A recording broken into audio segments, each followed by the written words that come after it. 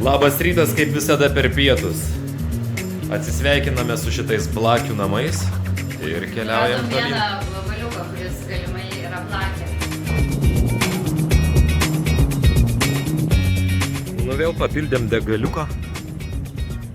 13 litrų. Kainos tokios, kaip bus po naujų Lietuvoje. Varų prikėlė iš automobilio. Tai palikom Seviliją.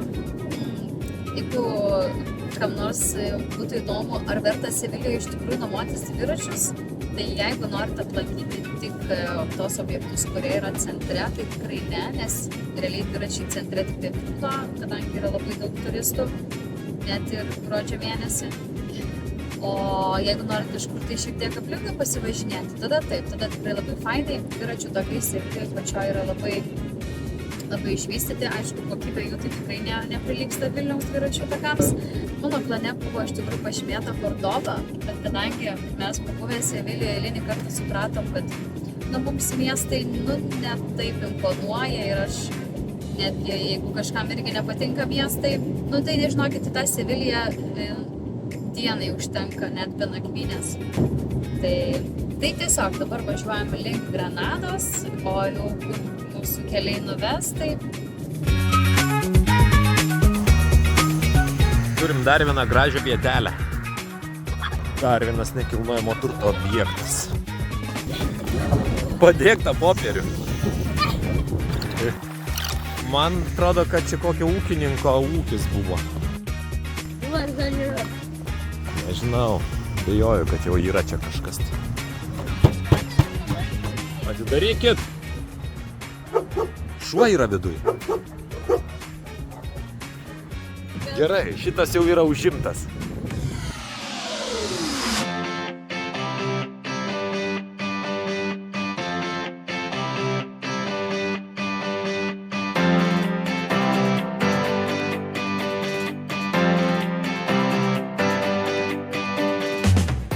Iznajaro tvenkinys.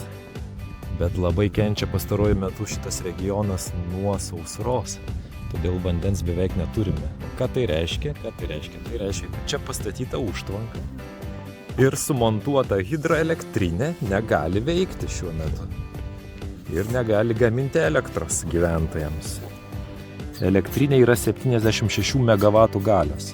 Tai lyginant su mūsų Kauno hidroelektrinė, tai šiek tiek silpnesnė. Čia yra dvi turbinos po 38 MW. Mes turim 4 turbinas po 25 MW Kauno elektrinį. Ir kad supiltų šitą užtvanką, panaudojo 1,4 milijono kubinių metrų betono. Dar turim ten kažkokią labai gražią apžvalgos aikštelę, bandysimės ją pasiekti.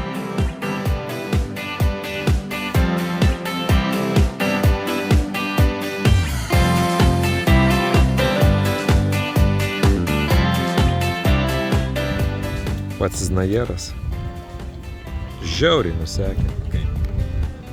Einam, apsižvalgysim, kur čia mes valgysim.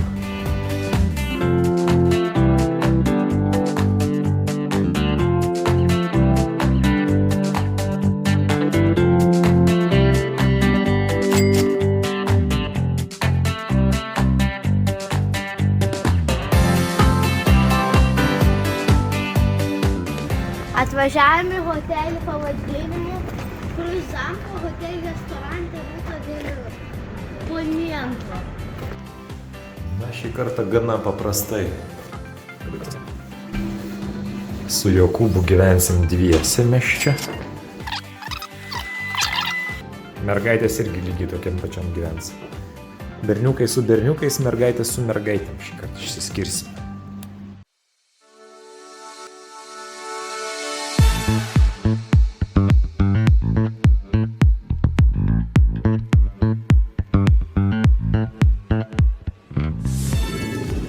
Taip, tai atėjus išganingam suvokimui, kad mums miestai iš tikrųjų nepatinka, mes aplenkėm ir Kordobą ir dabar šiuo metu važiuojam per Granadą ir važiuojam į link Sierra Nevados, kur šiandien mes tiesiog apsižiūrėsim. Išnuomavau ten viešbutuką tokį, už 20 minučių kelio nuo slidinėjimo kurorto. Taip pat reikia susižiūrėti, kur maždaug slides eisim nuomotis, gal kažką biškį ir iš aprangos, nes ten -4. Tai šiandien apsižiūrim, permegam, o rytoj iš pat ryto važiuojam į slidinėti.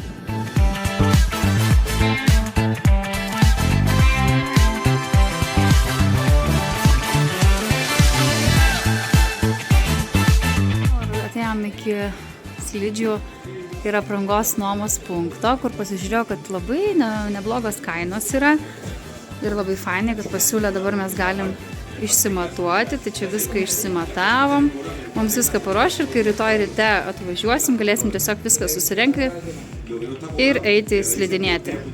Neužtruksim. Čia žmonių kaip ir nėra daug, net centras, ir dėl to matyti jie taip labiau stengiasi. O už visų komplektų nuomos sumokėjom 152 eurus. Kostiumą mes savo su Andrium neėmėm, nes mes kaip ir atvažiavom pasiruošę, o vaikam kostiumus paėmėm ir juos netgi davė dabar pasimti, kad rytoj atvažiuotų vaikai pasiruošę.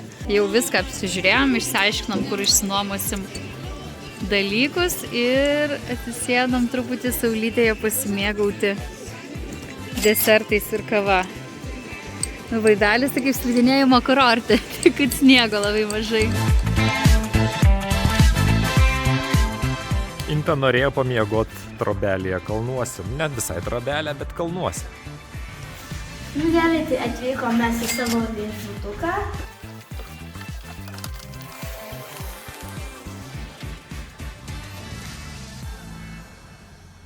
Neturim ką veikti Ispanijai, tai išsibastėm į antenas pasižiūrėti.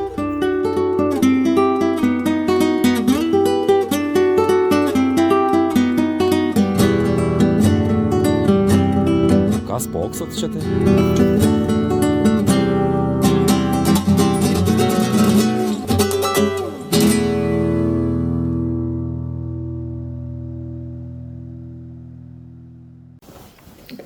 Labas rytas.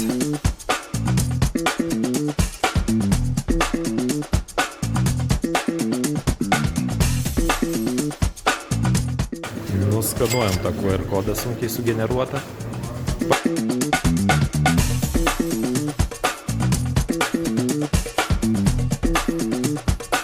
Na ką, nuotykiai prasideda?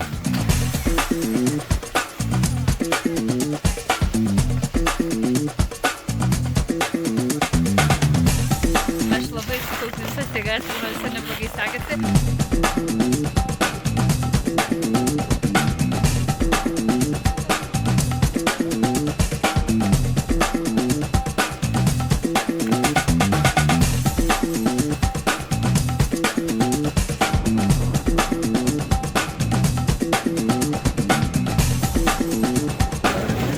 Na, įsidienojus žmonių prisirinko.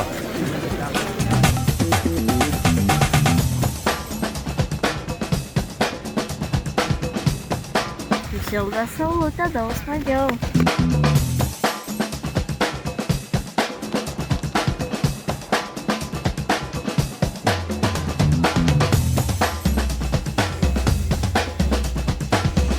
Bandelių pertraukėlė.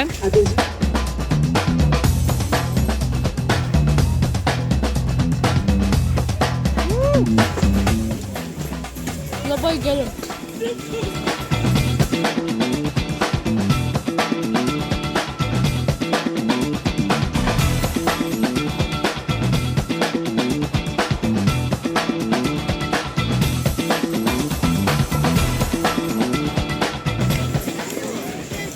Gal tik rampų nėra.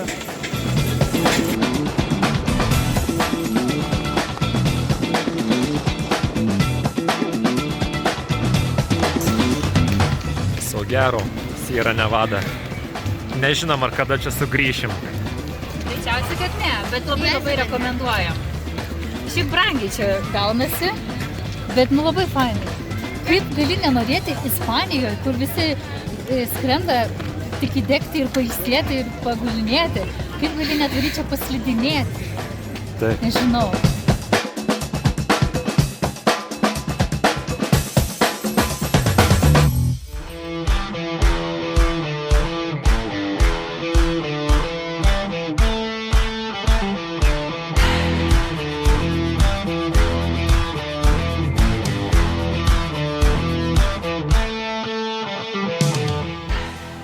Taip, po slidinėjimo mūsų namučiai 2 naktims, kad pailsėtume.